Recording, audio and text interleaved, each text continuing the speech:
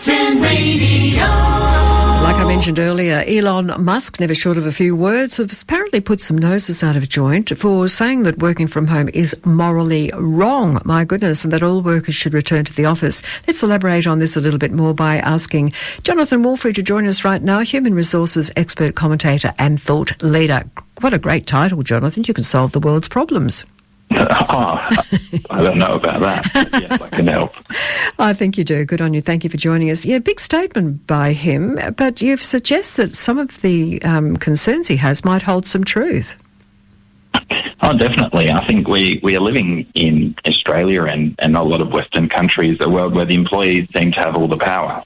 They're in short supply, we struggle to attract talented people to organisations, etc. So a lot of employers are actually setting the parameters rather than traditionally employers used to in regards to when they won't and will come into the office. So I think Elon has some merit in saying that. Like, he's lost a lot of big organisations have lost control of the way work has been done, some of it their own doing. But yeah, I think that, what he's saying is, he's struggling, as many organisations are, in balancing out how this working from home works for them and how the work gets done. Yes, I mean, a lot of people that work from home or have done since COVID and the lockdown sort of thing are probably finding it okay. Then a lot aren't, because interaction, I think, with the workplace is extremely important, face-to-face communication. You get a little bit isolated. I'm thinking of that on a personal point of view. But when you think about things on the financial point of view for the businesses, why are they losing out on that? Why do they need physically the workers at their desk? I think, to begin with, I think a lot of it's because that's how their work was designed right from when whatever that organisation was that came into existence. So all the things that we experience in the workplace were specifically designed for people that would come into the office, work there, give or take, for 40 hours a week, depending on what pattern they were working. And everything was designed formally but informally around those kind of structures. So we all, I think society as a whole, just responded to the pandemic any way it needed to. Yeah. We're now on the back end of that. And now employers are like, everything that we had in this workplace was designed for people to be here in person. We've tolerated, we've relied on goodwill, etc., to get through a very difficult period for our workplaces.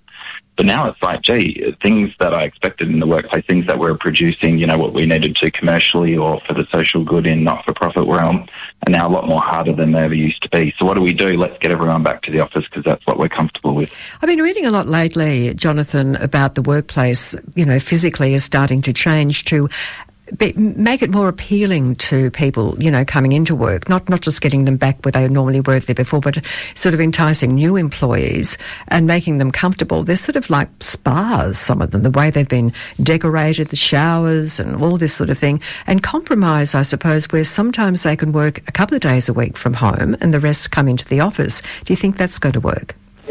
Oh, that's an interesting one, isn't it? I even remember before the pandemic that the Silicon Valley technological companies, which is where Elon Musk's latest ventures are with Twitter, they always had these, dare I say, gimmicks in regards to trying to compete and attract people to their workplaces. I think many workplaces aren't like Silicon Valley, as we very well know, and those gimmicky kind of things don't actually work fantastically well. But what we need to look at now, and I've had many thought leaders in this space, colleagues and things like that, say that no longer do employees have this innate notion that they have to come into the workplace. We have to, quote unquote, earn the commute. So people can do, some people can do their work from a desk at home. They've got great facilities. They can wear an hoodie, whatever they want to do if they become comfortable there. If you want to just make me drive and sit at another desk and do the same things, what's in it for me kind of thing. So yes, employers, if you want someone to come into the office, a lot of employers, particularly when there's a labour shortage going on, are looking for ways to convince people that it's actually good for them to come into the office and it's better than just sitting at home. And that's where some of these things come into it. Most of them gimmicks. Some of them actually may be genuine things that do attract people into the office and improve the way they work. Well, it has been stated that it's great for your mental health to be around people. We are human beings that like, contact with others. There's no two ways about it. And if you're fixed at a screen and sitting at in your little bedroom you've turned into an office and you pick up the kids from school, that sort of thing, that can probably get a little bit down, get you down a little bit in the future.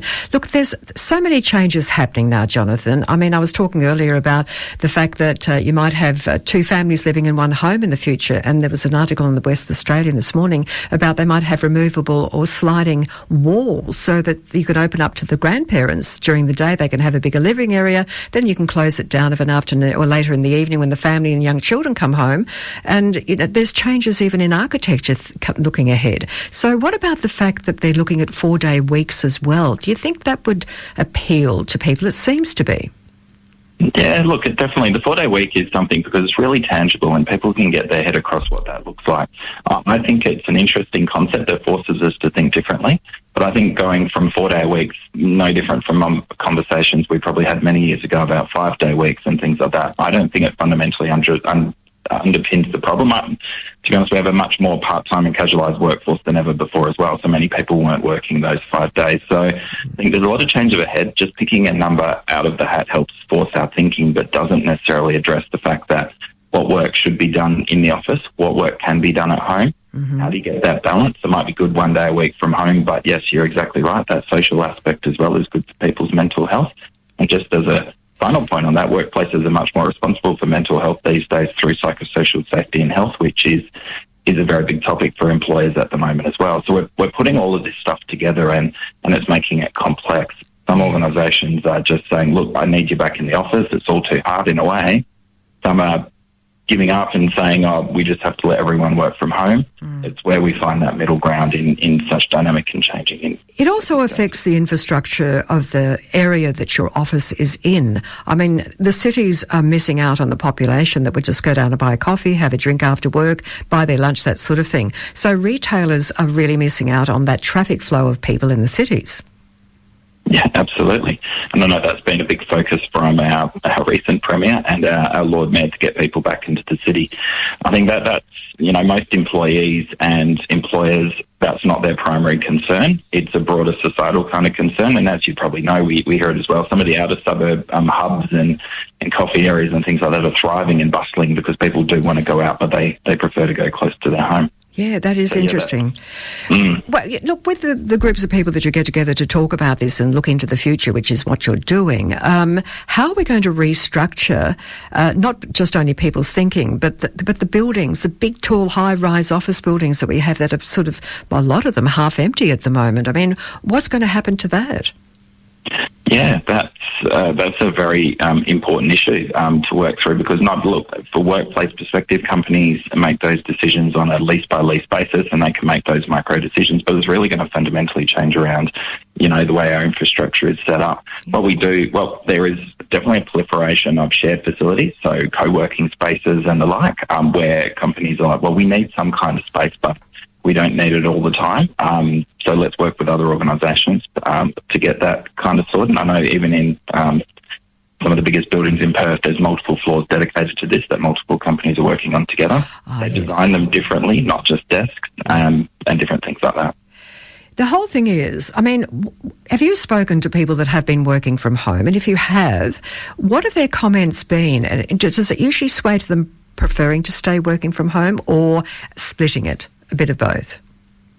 Definitely both. A lot of that depends on the individual and how they get their energy. We have, as in all aspects of life, introverts who generally prefer working from home and still need some social interaction, etc. But there's some people that try working from home and go, I can't do this. I need to come into the office. I need to be around people. Yeah. I do think most people choose to work from home and lean towards that. The statistics generally point towards the fact that people want to work from home around 3 days a week, which is the majority of their week. Doesn't matter on their personality disposition. So there's definitely a trend towards wanting to work more from home. But yeah, everyone is different. The thing is too, if you're working from home, excuse me, I would have think that they would save a fair bit of money. I mean, they're using more power when they're staying at home. I get that.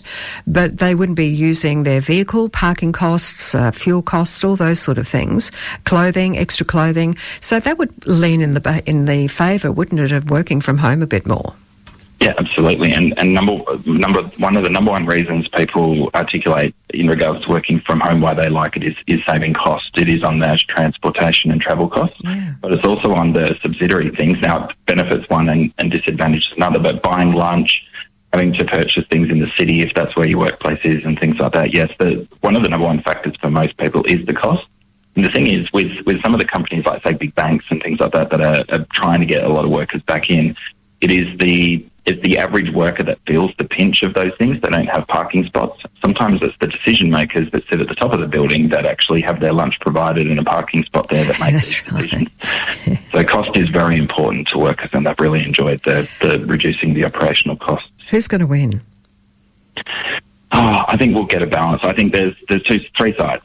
First of all, employer-focused, abandon it, it's all too hard, we can't figure it out. There's some that just accept it, pretty much employee-focused, no, this is my life now. I think we need to work through it. And kind of like what you talked to me about earlier, Jenny, companies have to be profitable, have to survive, have to have commercial reality. Yeah. So we've got to figure this out, both sides, I reckon. I think the reality will be there'll be a balance between both, but we need to figure out how that looks. I tell you what, the COVID lockdown has changed the world, hasn't it? It sure has. I think in this one we accelerated it rather than, I think this was always coming. It just made us have to get our heads across it a lot quicker. Yeah. It is interesting, and we're going to be watching very carefully with this. I mean, I notice even here at the radio station, mind you, there are odd days when everyone's here, but mostly, people can work from home, that they are doing that.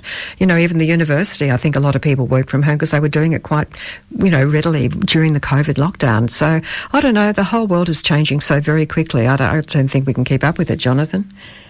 No, I think we have no choice, though, in some respect. But, yeah. Well, we'll be watching. Look, actually, before you go, just quickly, talking about the 4-day week, I think it was Bunnings that have come out and said that they're going to be giving their employees that. I don't know whether they work longer hours during the 4 days or not, and they're giving them extra holidays a year and that sort of thing. So, they're all starting to think differently. Yeah, well, particularly in areas like Bunnings where they're really competing for people to come and work for them. They're not, and nothing against Bunnings, always the most desirable jobs going around sometimes. It's an outing. I think they've had to differentiate themselves. So this is what they're doing. So others might follow suit. Jonathon, that's very, very interesting. Thank you so much. I hope we'll catch up with you shortly. No worries, my pleasure.